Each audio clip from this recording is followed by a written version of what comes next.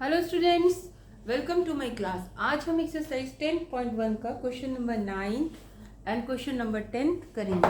Question number 9 में I am reading this question in figure 10.13 X Y and X dash Y dash, X Y and X dash Y dash, ये दोनों, ये X Y है, X dash and Y dash, ये parallel tangents हैं, ठीक है, to a circle with centre O and another tangent AB। एक और AB है, वो भी टेंजेंट है जो जिसका पॉइंट ऑफ कॉन्टेक्ट C है, और इंटरसेक्टिंग XY जो कि XY को A पर कट कर रहा है और X डैश Y डैश को B पर कट कर रहा है। आपको बताना है AOB equals to 90 degree, this one, ये आपको बताना है AOB इज 90 डिग्री, आपको ये बताना है, ठीक है। इसका नाम दिया हुआ है PQ, PQ नाम दिया हुआ है, पॉइंट ऑफ कांटेक्ट जो है वो PQ है। तो अब देखिए इसमें क्या करना है कि आप पहले जो OC है उसको ज्वाइन कर लीजिए। इस तरह से हमने OC को ज्वाइन कर लिया, ठीक है। ज्वाइन करने के बाद अब हम क्या करेंगे, जो ट्रायंगल्स है उनको कॉन्ग्रुएंट प्रूव करेंगे। पहले इन दोनों ट्रायंगल्स को लेंगे, ठीक है। तो ट्रायंगल्स का नाम लिख लीजिए। In triangle PAO and triangle, मैंने राइट एंगल से स्टार्ट किया था PAO, यहाँ पर भी आप राइट एंगल से स्टार्ट करेंगे। ये राइट एंगल है ना, PAO बोला था, तो यहाँ पर आ जाएगा CAO, ठीक है। अब इन दोनों ट्राइंगल्स में आप देखेंगे जो AP है वो होगा AC के, AP equals to AC। Why? क्योंकि ये टेंजेंट्स हैं from an external point, tangents from external point are equal. ये आपको पता ही है, two tangents drawn from external point to a circle are equal, to a circle are equal, ये तो आपको पता है। तो इस तरह से आपके जो ट्रायंगल की एक साइड है वो इक्वल हो गई दूसरे साइड के, और OA वो OA के बराबर हुआ। OA इक्वल्स टू OA, क्यों? कॉमन है, ठीक है, कॉमन है, दोनों में एक C है, तो ये दूसरी साइड हो गई। तीसरी साइड हम लेंगे OP एंड OC, ये भी बराबर है, क्यों? OP इक्वल्स टू OC बराबर क्यों है? क्योंकि ये radii of the same circle है, radii of the same circle, यानी ट्रिपल साइड हो गया। ट्रिपल साइड के according triangle PAO will be congruent to triangle CAO, क्या लिखेंगे? Triple S criterion.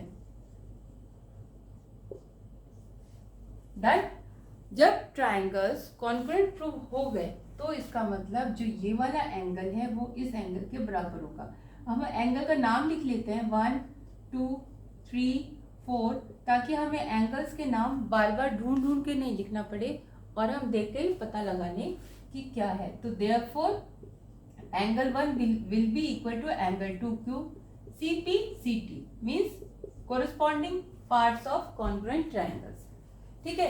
सिमिलरली आप लिख लीजिए, सिमिलरली वी कैन प्रूव, हम प्रूव कर सकते हैं कि 3 and 4, जैसे ये भी एक एक्सटर्नल पॉइंट है तो इससे भी ये वाला जो साइड है और ये साइड इक्वल होंगे, क्यों? Tangents from an external points are equal, this is common and this one is and this one, ये दोनों इक्वल होंगे, क्यों? Radii of the same circle. बिल्कुल जैसे ये हमने किया था कॉन्ग्रुएंट, ये भी उसी तरह से कॉन्ग्रुएंट होंगे। ये मैं आपको कंसेप्ट समझा रही हूँ, बट आप सिमिलरली करके भी लिख सकते हैं। तो यानी angle 3 is equal to angle 4, ठीक है। अब ये इक्वेशन 1 हो गया, ये इक्वेशन 2 हो गया। आप लिखेंगे एंगल 1 प्लस, अच्छा अब आप यहां पर देखिए ये जो PQ है वो क्या है? एक डायमीटर है, डायमीटर है या एक लाइन है।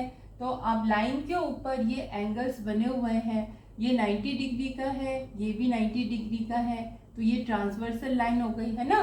तो यहाँ पर हम लिखेंगे कि क्या लिखेंगे कि angle 1 plus angle 2 plus angle 3 plus angle 4 equals to क्या हो जाएगा 360, सॉरी 180, क्योंकि ये लीनियर पेयर बना रहे हैं, ये दोनों और ये दोनों मिलकर 1 and 2 and 3 and 4 मिलकर क्या बना रहे हैं लीनियर पेयर।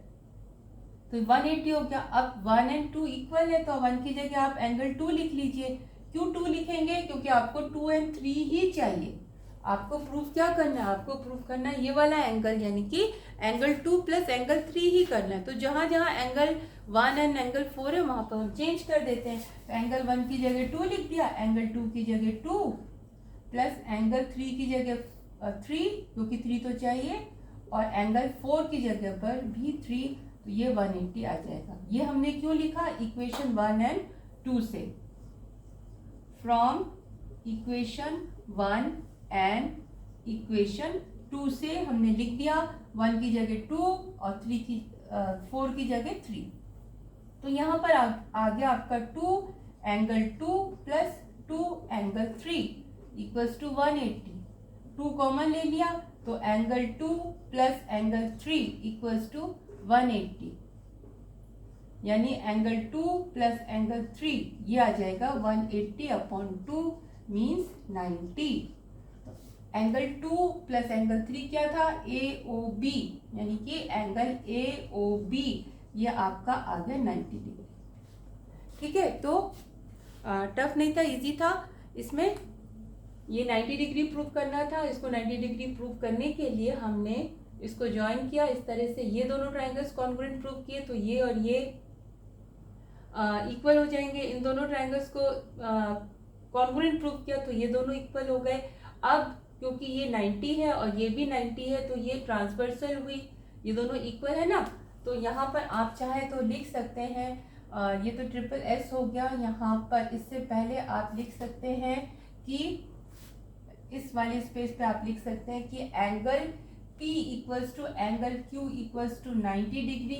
देयरफॉर जो PQ है वो ट्रांसवर्सल हो जाएगी, यानी कि एक लाइन हो जाएगी, वो ट्रांसवर्सल है, यानी PQ इज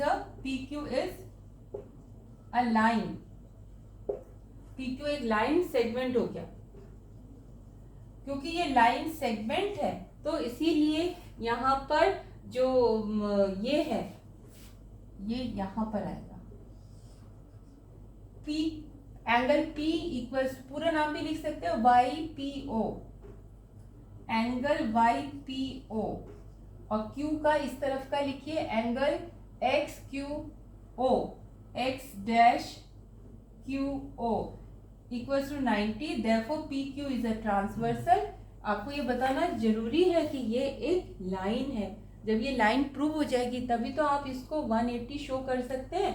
तो इसीलिए हमने लिख लिया PQ is a line segment. Line segment है तो ये सारा 180 आ जाएगा इस तरह से। फिर हमने चेंज कर दिया, 1 की जगह 2 और 4 की जगह 3 लिखने के बाद इसको सॉल्व किया। ये 2 बार एंगल 2 हो गया तो 2 एंगल 2, 2 बार एंगल 3 हो गया तो 2 एंगल 3 करने के बाद हमने देखा 2 कॉमन है, कॉमन ले लिया। फिर उसके बाद एंगल 2 प्लस एंगल 3, इस तरह से ये आ गया। तो आई थिंक आपको समझ में आ गया होगा question number 9। Now we will do question number 10th। 10th में मैं रीड कर रही हूँ। क्वेश्चन नंबर 10th में दिया हुआ है, prove that the angle between the two tangents drawn from an external point to a circle is supplementary to the angle subtended by the line segments joining the points of contact at the center। Means यहाँ पर आपको सबसे पहले वही एक circle draw करना पड़ेगा। Circle में एक एक्सटर्नल पॉइंट से आपको 2 टेंजेंट्स ड्रॉ करने पड़ेंगे। तो मैं प्लेट की हेल्प से, क्योंकि मैंने बताया था ना सर्कल ड्रॉ करने में प्रॉब्लम होती है और टेढ़ा मेढ़ा सर्कल मुझे भी पसंद नहीं है, तो इसीलिए आई यूज प्लेट।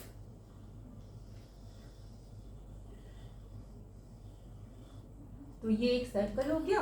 फिर उन्होंने कहा है इस सर्कल के बाहर से 2 टेंजेंट्स ड्रॉ किए गए हैं, तो ये 2 टेंजेंट्स हमने ड्रॉ कर दिए, ठीक है। और उन्होंने कहा है जो पॉइंट ऑफ कांटेक्ट है, ये पॉइंट ऑफ कांटेक्ट इसी तो कहते हैं कि टेंजेंट जहाँ पर सर्कल से टच करता है उसे क्या कहते हैं हम, पॉइंट ऑफ कांटेक्ट। तो इन पॉइंट ऑफ कांटेक्ट को, ये जो लाइन सेगमेंट है वो सेंटर पे जहाँ पे मिलती है, तो उन्होंने बोला है कि जो एंगल टेंजेंट्स बनाती है वो वाले एंगल का सप्लीमेंट है या सप्लीमेंट्री एंगल है जो कि पॉइंट ऑफ कांटेक्ट और सेंटर को मिलाने से बनता है। तो आपको बताना है this angle plus this angle is equal to 180। नाम रख लेते हैं, इसको रख लेते हैं हम इसको रख लेते हैं O, इसको रख लेते हैं A, इसको रख लेते हैं P, इसको रख लेते हैं Q। आपको क्या बताना है कि angle PAQ plus angle POQ equals to 180, यही तो बताना है। This plus this equal to 180, बहुत आसान है। You know that tangent is always perpendicular to radius. जो टेंजेंट है वो रेडियस पर क्या होता है, परपेंडिकुलर होता है। ये वाला भी टेंजेंट है तो रेडियस पर क्या होगा, परपेंडिकुलर होगा, है ना। तो यानी ये दोनों एंगल क्या हो गए, 90 डिग्री के हो गए, ये दोनों 90 के हो गए। तो क्वाड्रिलेटरल यूज करके हम इन दोनों का सम 180 दिखा देंगे। तो आपको लिखना पड़ेगा AP is perpendicular to OAQ। आप लिखेंगे टेंजेंट इज परपेंडिकुलर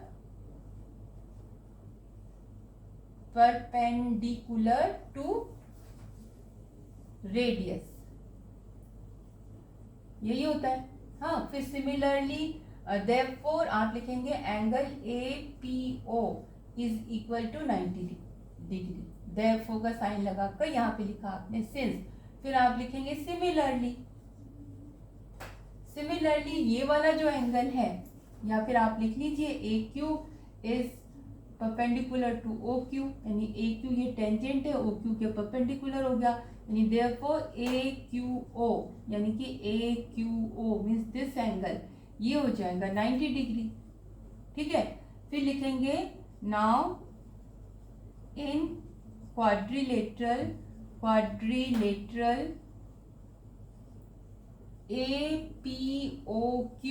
APOQ क्या होगा, angle A plus angle P plus angle O plus angle Q equals to 360। आपको पता है क्वाड्रिलेटरल में 4 एंगल्स होते हैं और चारों एंगल्स का सम 360 होता है। वैल्यू पुट कर दीजिए, angle A plus angle P कितना है 90, एंगल O लिख लिया, एंगल Q कितना है 90। यहाँ से देखिए इसको एज इट इज लिखा, यहाँ 90 लिखा, इसको एज इट इज, इसको 90 इक्वल्स टू 360, यानी कि angle A plus angle O equals to 360 minus इन दोनों का सम क्या हो जाएगा 180, है ना, 90 एंड 90, तो ये आ गया 180, यानी कि angle A plus angle O equals to 180। यही आपको प्रूव करना था कि angle between the tangent is supplementary to the angle formed by the line drawn from the point of contact to circle। Point of contact से circle की तरफ जो lines आती हैं वो दोनों जो एंगल बनाती है और ये दोनों सप्लीमेंट्री होती है। तो इस तरह से हमने ये सॉल्व कर दिया। होप आपको समझ में आया होगा। समझ में आया तो प्लीज़ प्लीज़ प्लीज़ मेरे चैनल को सब्सक्राइब कीजिए, लाइक कीजिए और शेयर कीजिए। Thank you.